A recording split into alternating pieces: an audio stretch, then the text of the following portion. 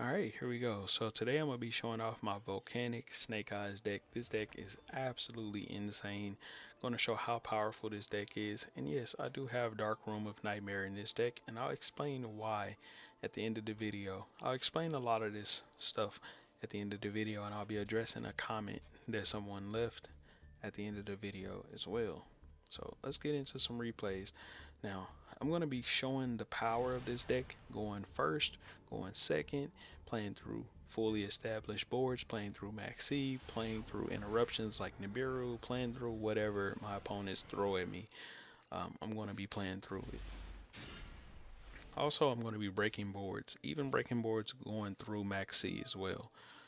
So my opponent is going to start off with Branded Opening, and yes, we're playing against a Branded Despia. He's going to activate that Branded Fusion to send Bestial Lebellion right here, plus the Fallen of Albaz to go into an Albion, the Branded Dragon, and then of course he's going to activate Albion right here to then Fusion Summon using the Aluber plus the Fallen of Albaz to go into Lebellion, the Searing Dragon, and then he's going to discard the Blazing Cartesia, then go into Grand Guignol with that card, and then of course he is going to then send Albion,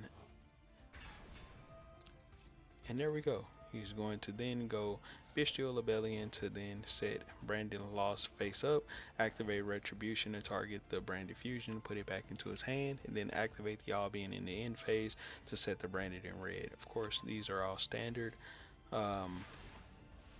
Branded Despia plays. So I know all I have to do really for the Branded in red is just activate Call by the Grave to pretty much shut that down. And then as far as Grand Guignols goes, I kind of have to play into it. So I have to die Bellstar, and then once I activate die Bellstar, boom, he's going to then chain this, or he's going to chain Branded in red. My bet is Branded in red. I'll stop it, and then he won't be able to Grand Guignol me because I'm going to use Diabellstar as a board breaker. So let me go ahead and show you. So activate Diabellstar right here. Of course, he activates Branded in red, exactly what I thought. I'm going to Call by the Grave the Fallen of Albaz, check and checkmate.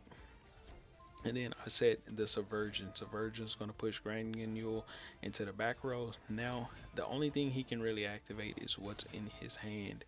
And then I'm just going to go ahead and make my plays with no interruptions. And he can't activate an imperm from his hand or anything like that, so I'm not worried about that. The only thing he could possibly really do right here is activate like Ash Blossom Ghost Bell or something like that. He's locked himself out of being able to do a lot, and pretty much I go into Borolo Savage, and then he pretty much just scoops it up. So let's look at his deck. And there it is. So he's one of those people that are obsessed with 40 card decks, even though I would put Tragedy at 2. Probably put Springin's Kid at 3, but some people actually run Springin's Kid at 1. I run mine at 3 just for the simple fact that I want access to that Branded Fusion and I want it early. Don't want to have to do a whole lot of shit to try to get to it, so that's why I do it. But most people play this at 1. He's got it at 2. Yeah, he's pretty standard deck. He's also got one Branded in red. I play mine at 2. And then of course, yeah, not too bad. He's also got 2 fusion deployment. Mine's is at 3. So yeah, pretty standard deck there. I absolutely cooked this man. Let's get into the next match. Now this time I'm going to be going first, and it doesn't really matter what my opponents play because you're gonna see why. It doesn't matter what deck he plays. So we're gonna activate Wanted right here to grab Diabellstar. And then we're going to activate Bonfire to grab Ash.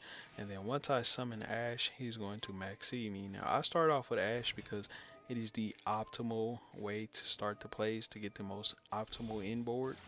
And then I go right into Linkaribo. But I ended up changing my plays once I realized I was under Maxi anyways. So go right into the Volcanic engine instead of doing what I was going to do beforehand.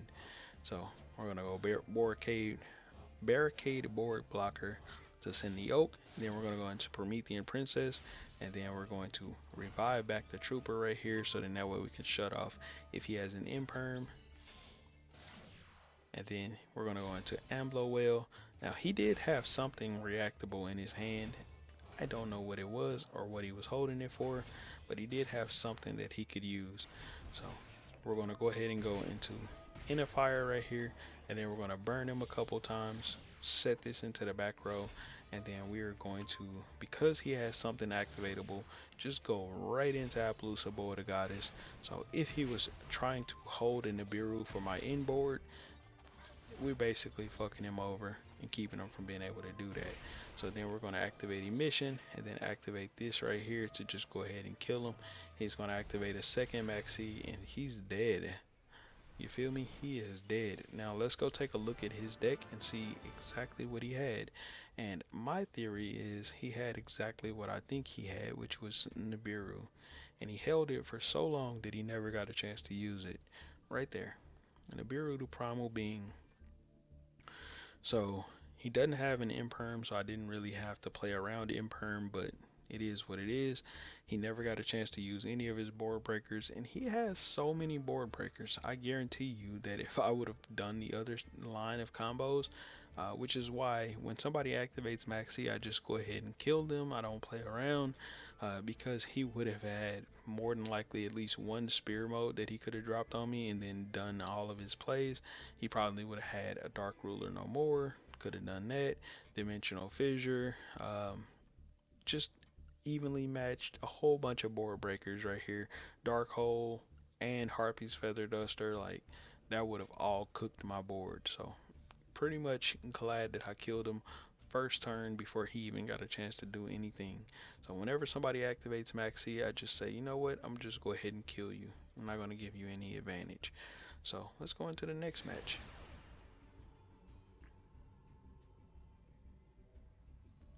And this time we're going to be going second again. And this time I believe we are playing against Sword Soul.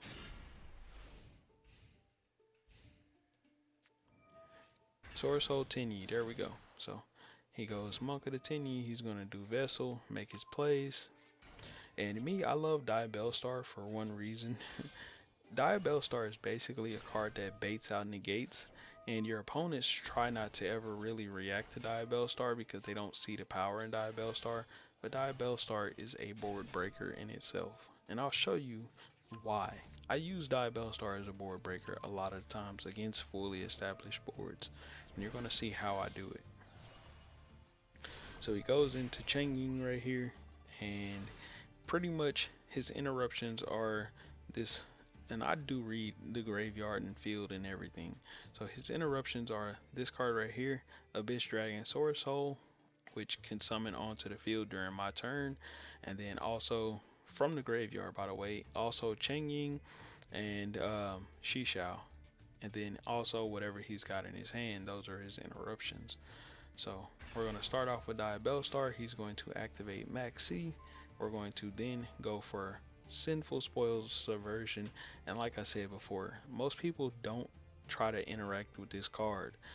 He thought I was going to activate the original Sinful Spoils and put that down. I bet he wished he had chained this shit to this earlier and stopped it, because now he's let me set this. Now he has to activate this, and he has to activate this to then get rid of this, because if he does not, then I get to get rid of this card and he doesn't get a chance to banish Jet Sync Run, and he doesn't get a chance to remove this. So now this forces pretty much all of his interruptions on just one Diabellstar. One Diabellstar forced out all of his interruptions. So check this out. And there we go. Boom. So that summoned out his Abyss Dragon Sword Soul before I did my Snake Eye Ash play. So it forced out everything that he had on the field, all of his interruptions, just off of one special summon Diabellstar. And I specifically put Jet Sync Run just so it looked like I had a really good target that he needed to get rid of. Jet Sync Run is not necessary for what I want to do because I am under Max C. So like I said before, whenever I'm under Max C, I like to just kill my opponents. So we're going to go original Sinful Spoils right here, go into Linkaribo. set the poplar into the back row, send that off for a flamberge. We're just going to push this into the back row so we don't have to deal with it, and then go barricade board blocker to just simply discard. Activate the rimfire to then send the trooper, and then we're going to draw a card. We draw into another original sinful spoils, and then we're going to go Promethean princess to revive the trooper, and then draw into an emperor. Activate trooper, and this time instead of discarding the emperor, you don't have to discard the emperor. It does the same thing from hand or grave. You can use this card's effect to discard whatever you want, so I use it to discard original sinful spoils. Now Mike, why would you do that, bro? Why would you discard for original sinful spoils? Well, this card has an effect in the graveyard that can search for this card right here, Kurikari, and there we go. We summon out Kurikari to just get rid of that monster on the field, and then we're going to go into Fire right there. And because he put a monster with 3,000 attack on the field, we just burned him for straight 3,000 right away. And then here we go. He's going to then activate Ash Blossom to stop the Fire, but it doesn't matter. Volcanic Emperor is going to burn him for 2,000, and then we are going to attack. And then he special summons a monster, which kind of does some stopping. We're going to Promethean Princess and then attack that token, which burns for an additional 500. And there we go. He is cooked. Absolutely cooked. Played through his maxi and his established board and pretty much cooked him. So let's then look at the deck that he was playing. And there we go. Sword Soul Tenyi. So absolutely cooked. My boy was cooked. Oh yeah, and let's look at the downside to his deck. Now, if you were going to play Maxi, right? If you're going to play Maxi, there's one card that you probably should put in your deck, and it is not Solemn Judgment. If I were you, I would put Nibiru in your deck if you're going to be playing Maxi. For one, is that if you're going to activate Maxi, I mean, he's got Imperm, he's got Ash, he's got whatever, right? He's got his Nemesis Corridor, so he can try to do Colossus. He's got so much shit in his deck that does nothing, but he can't stop a play. Like, you got all this toxic shit in your deck, but you don't have a way, like Shin Shin. You got all this toxic stuff in your deck, but you don't have a way to actually stop somebody from killing you. So that's why Nibiru is very crucial for some decks. Put Nibiru in your deck. He's also only got one Vashuda in his deck. I run two Vashuda. Vashuda is very, very powerful. But you are going to want to put Nibiru in your deck. For what you just saw happen, Nibiru could have stopped that.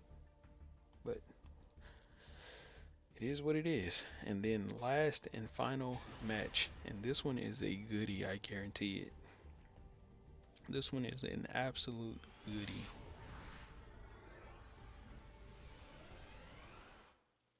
So again, we are going to be going second, and I'm going to activate Maxi in the draw phase. I've been getting Maxi like crazy, and so it's time to just do that shit back.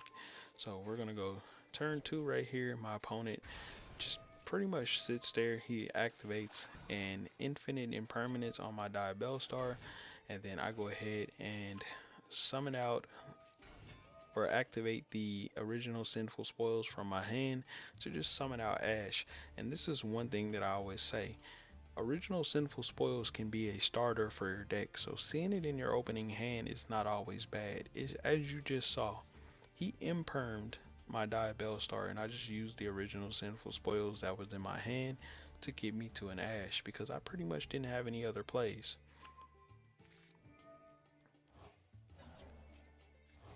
So we're then going to go put the field spell onto the field, putting a Flamberge in the back row in case we get hit with Nibiru. And then we're going to go Oak. Oak is going to resummon out the Poplar. Now, Mike, what the fuck are you doing? Why did you go into attack? Why did you attack early? You could have done way more damage. Why did you just choose to attack right there? Well, I saw an activation prompt come up that went to his side of the field after I did my 5th summon, and I knew that he had Nibiru in his hand. So I went into the battle phase to try to get him to go ahead and activate Nibiru right then and there. And he held off. So he allowed me to attack, which is completely fine.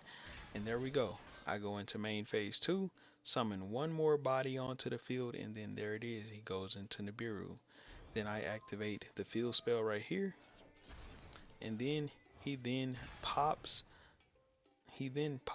my Divine Temple just like that with a Ghost Ogre. So pretty much prevents me from being able to use its effect to resummon out the Flamberge. And then there we go.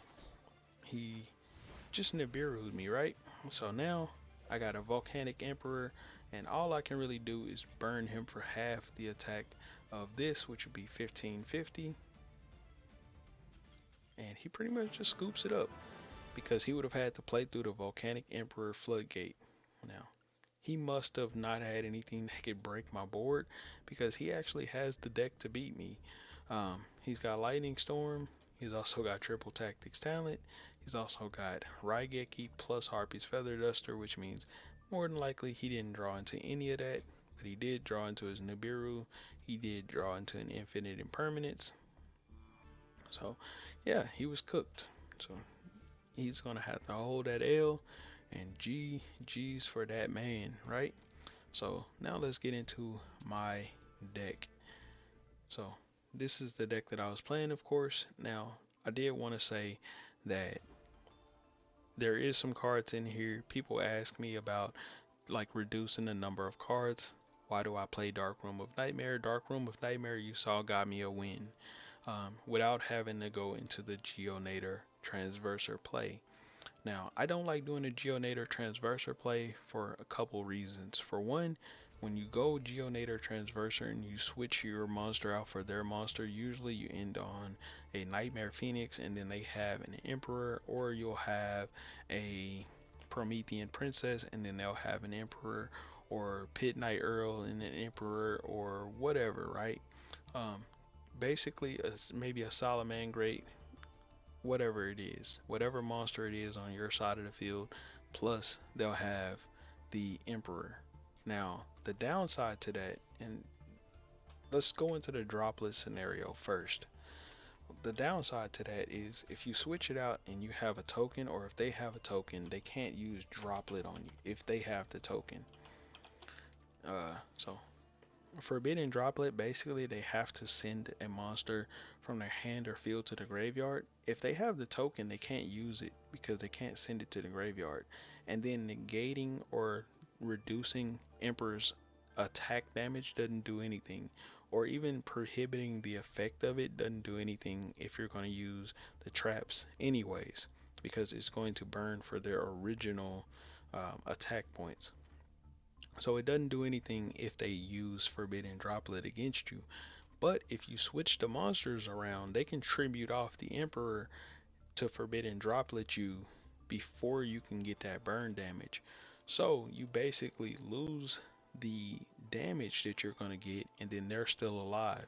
So if they're playing Droplet, they can Droplet you if you do the Geonator Transverser play. And then if you're doing Super Poly, let me showcase this.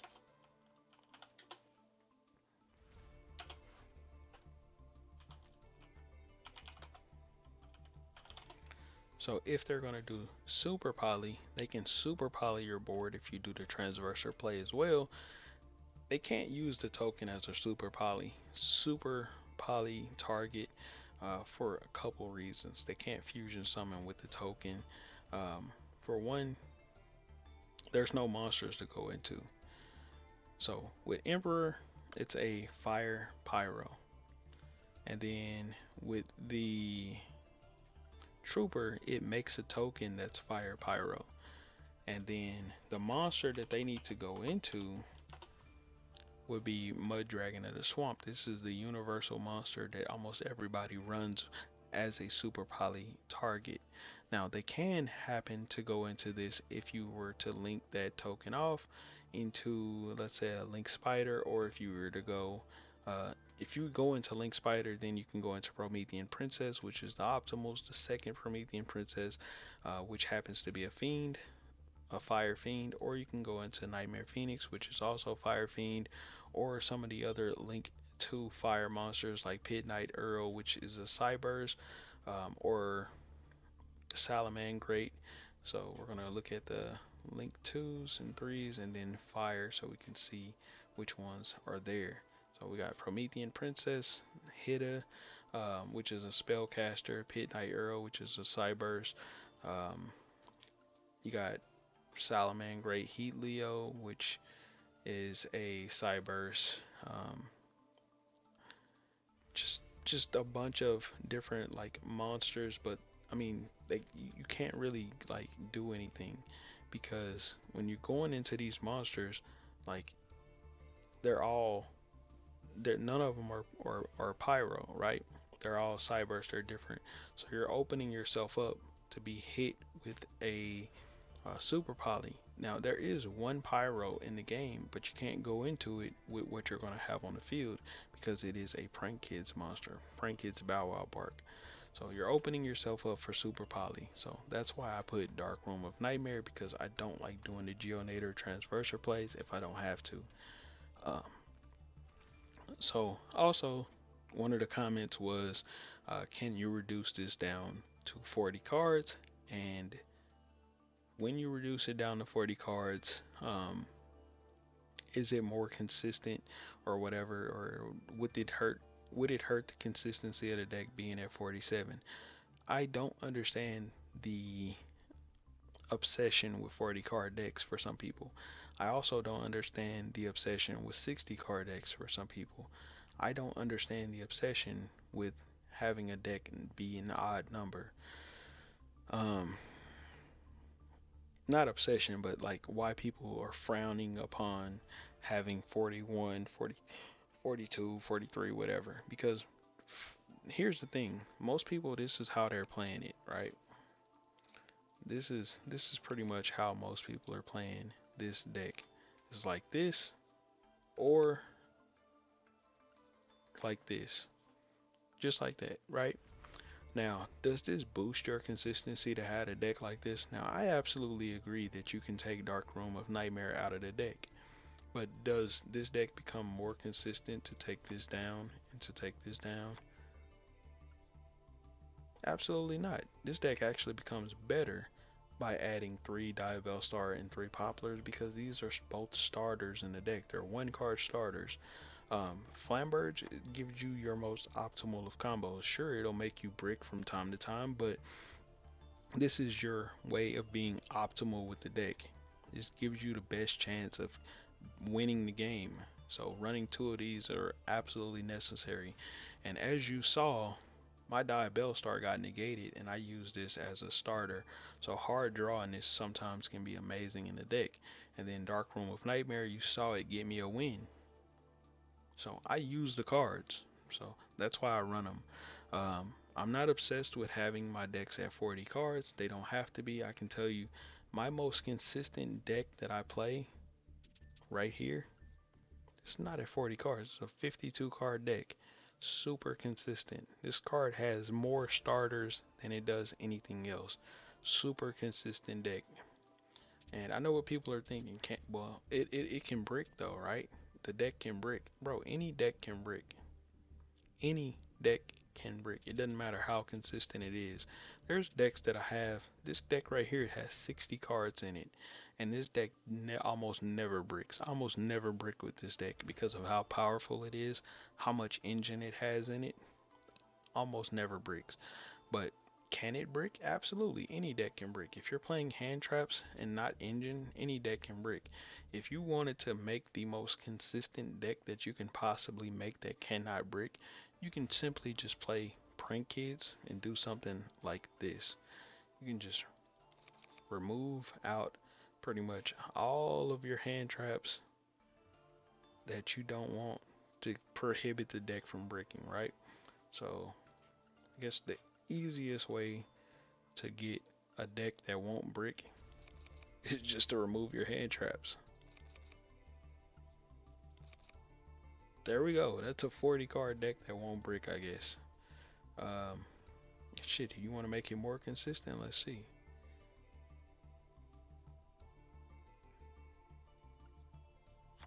There we go. How about that?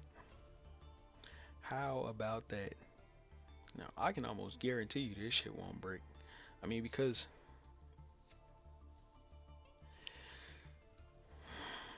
see, I'm not obsessed with this type of shit, though. I'm not obsessed with doing stuff like this. Like, I play the deck to have fun, to make the deck the most competitive. Like, I'm not obsessed with 40 card decks. I play it however I want. Um, I mean, even like playing something like this is a 45 card deck, and this is probably the most powerful version of Snake Eyes that I've played so far. This deck right here, when I played that guy that put all that stuff out onto the field, if I was playing this one and I was playing through Maxi, I still would have killed him, even with all of his stuff that he had, all of those like board breakers and everything. This deck right here still would have killed him. He would not have been able to beat me if I played this deck right here through his Maxi. Now, if you don't know what this is, go watch some of my previous videos where I called Snake Eyes Tier 0, and you'll see that this right here is unbeatable. For one, when you go into Harpy's Feather Storm right here and you flip this card over, it's a GG. It doesn't matter how many cards your opponent's got in their hand. It doesn't matter if they can break your board, if they can drop whatever. Does not matter. They can't kill you because they can't activate monster effects. So if they can't activate monster effects, how can they kill you? Just that simple. So I know what you're thinking too. Well, they can go into this monster, they can go into that monster, but if they can't activate monster effects, how can they kill you? How can they beat you if they can't activate monster effects? Because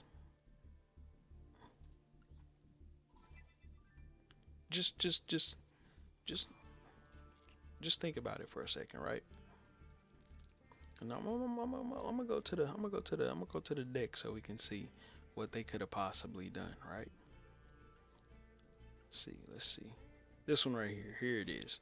So let's say he drops Wing Dragon or Raw Spear mode on me, right? Boom. Tributes off 3 of my monsters. But if he's got no monster effects, when he goes to summon out Fenrir, he can't search. When he goes to summon out Unicorn, he can't search. When he goes to try to activate this, he can't special summon this. So he's locked with one monster on the field until he activates something like Theosis. Then he puts Theosis out. He cannot activate monster effects. So Theosis will put a second body onto the field. So he'll have 2 monsters, but he can't kill me because I don't have low enough health. So he can't kill me. He can't summon another monster. He doesn't have anything else he can summon. Now, sure, he can go into Shangri-Ara, but what can he do after that? What can he do after Shangri-Ara? Maybe he goes and puts down Birth, and then he puts a 3rd monster onto the field, and then he gets into Kashtira Arise Heart. Well, he's got Kashtira Arise Heart that can do 1 banish effect, and that's it. That's pretty much it. He has to live with just that Kashtira Rise Heart, which can easily be beat through with Snake Eyes. Easily you can get through this card with Snake Eyes, especially if this is the only monster on his field. The problem usually becomes Shangri-Ara will be on the field plus this card, this Arise Heart. That usually would be the problem because then you're banishing. He's also gaining advantage each standby phase because Shangri-La is also summoning monsters, putting bodies onto the field, and then on top of that, Shangri-La is the way that his field spell would pop stuff. So that's where the problem kind of piles up. But if he can't do any of that, and he has to live with dimensional fissure and all of this other stuff, boom, if he's activating this, I can simply search for my board breaker, Kashtira, or not Kashtira, um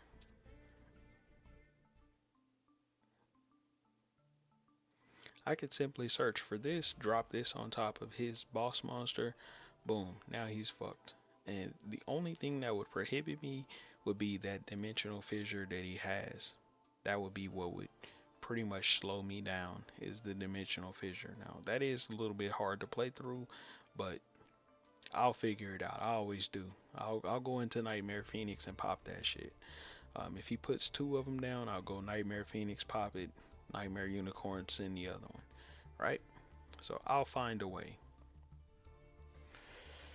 Now, um, hopefully you guys enjoyed this video, and I'll catch y'all in the next one. Peace.